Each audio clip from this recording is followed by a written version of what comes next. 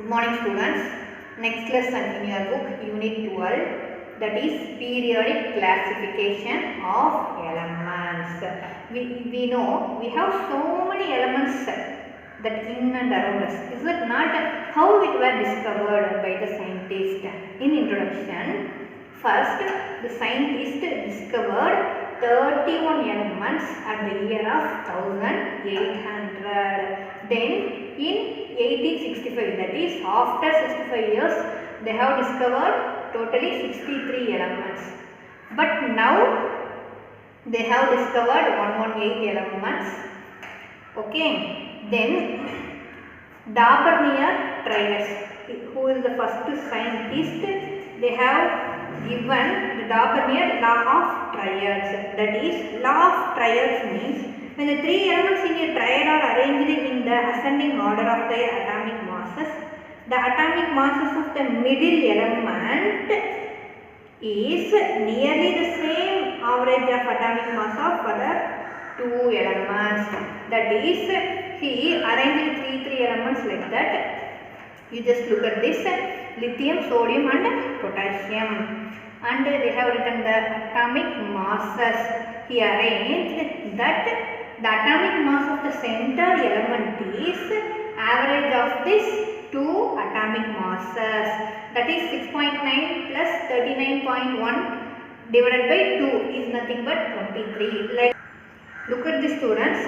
In this triads, 6.9 plus 39.1 is equal to 46 by 2 is equal to 23. That is average of these two elements atomic masses is the sodium's atomic mass. Like that, triads, Dabernear triads arrange the table. Next, Newton's law. At the year of 1866, he were discovered 56 elements. Definitely, the elements have some arrangement to place in some order, is it not? So, he arranged increasing order of their atomic masses. He arranged in increasing order of atomic masses. That is, he arranged that in the table, 8th and 1st element have same properties. Like that, he arranged, for example, hydrogen and fluorine have same properties. Like that, he arranged. That is law of octaves, 8 elements. Like that, he arranged. Then limitations of Newton's octaves law. That is, what are the limitations? First point, two elements are fitted into the same slot. Example, when you see the tabular column, the cobalt and nickel have placed in the same slot. If it is different characteristics, it is not possible, is it not? So, this is one limitation. Second one, two dissimilar elements fitted in the same group. Like that, cobalt and nickel have dissimilar metal. Cobalt and nickel were dissimilar metal, but they have placed in the same group. That is wrong. Then, not valid for atomic masses higher than calcium.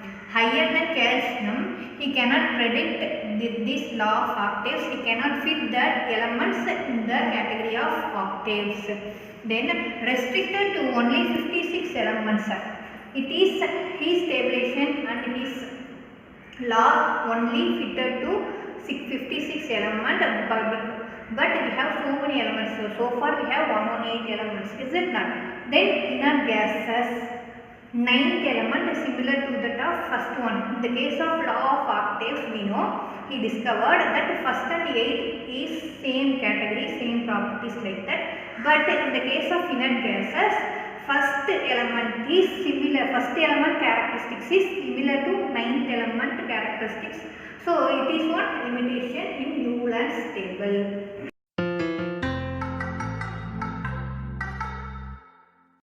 Dmitry Ivanovich Mendeleev played quite a legendary role in the field of chemistry.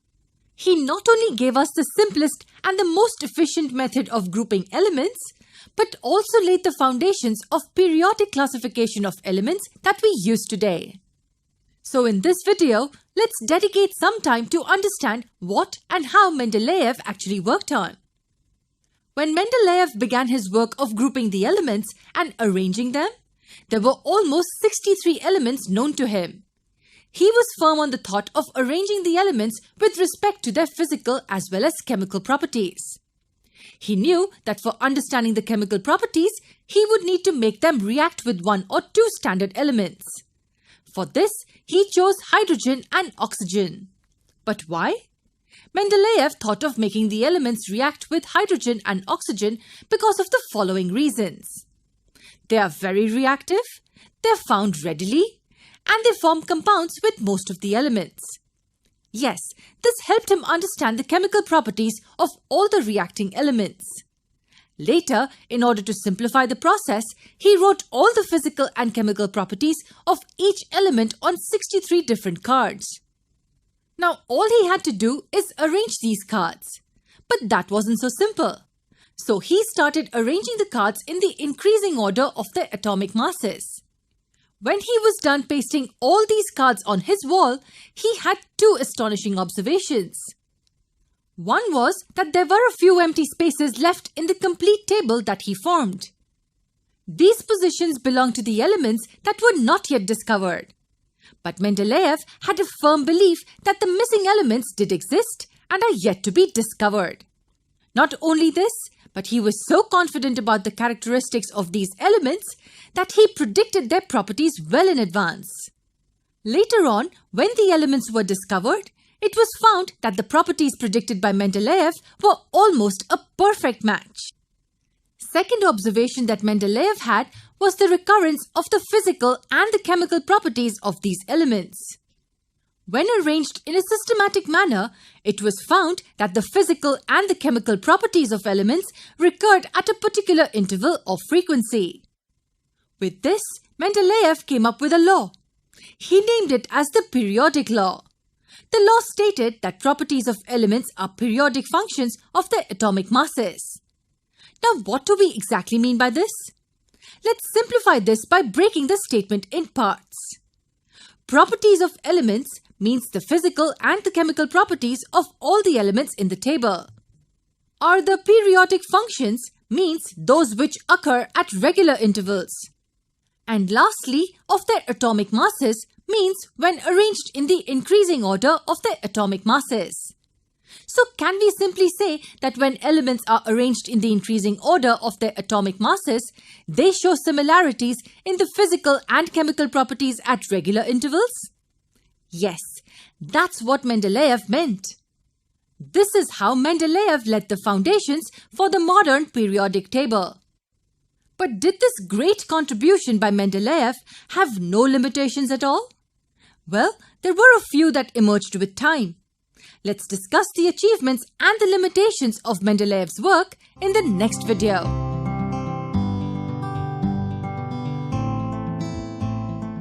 We will see the merits of modern periodic table. The base of modern periodic table is atomic number and electronic configuration. So this is the merit of this periodic table.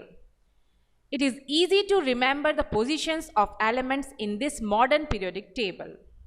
And it's also easy to remember the properties of elements in this table. There is clear division of elements in 4 blocks based on electronic configuration. And there is removal of most of the defects of Mendeleev's periodic table in the modern periodic table. So these are the merits of modern periodic table. Now come to the defects of modern periodic table. Position of hydrogen with alkali metals is a defect because hydrogen is anomalous in nature and it is neither an alkali nor an acid. F block elements have not been given position in the main table. So this is the defect of modern periodic table. And as per the electronic configuration, helium, that's electronic configuration is 1s2, should be placed with alkaline earth metals. So this is also the defect of modern periodic table. So this is all about merits and defect of modern periodic table. Limitations of Mendeleev's periodic table. First limitation, elements with large difference in properties included in the same group. That is, for example, hard metals, that is copper and silver are hard metals, are included along soft metals like sodium and potassium. That is one limitation, that is large difference in properties included in the same group. Then second limitation, hydrogen has no proper position in that Mendeleev periodic table. That is, hydrogen is gas, but it is placed with metals.